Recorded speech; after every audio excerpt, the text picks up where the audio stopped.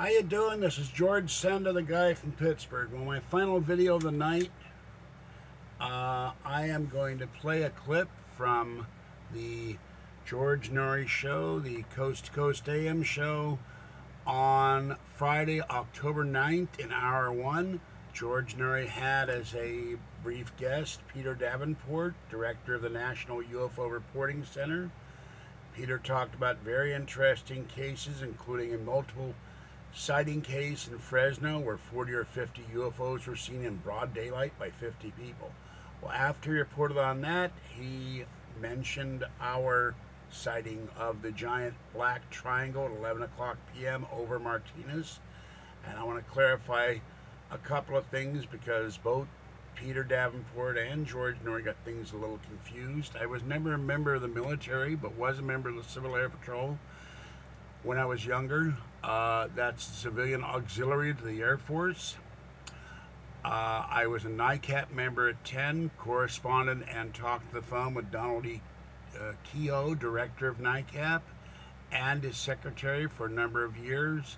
But I was never a NICAP investigator, but they knew who I was. I was interested in UFOs at an early age. We were not going to the store. We were returning from the store from Walmart at 11 o'clock at night. Kathy first noticed the video and pointed it out to me, and I was about to turn on George Noory because I noticed it was 11 o'clock, and I said, oh, Noory's on. So we were riding in our car on the way home about 3 blocks from our house when both of us saw this gigantic black triangle literally covering the sky from side to side, end to end, blotted out the stars, the overcast, everything. You could see the trees and the black triangle with 3 lights on it.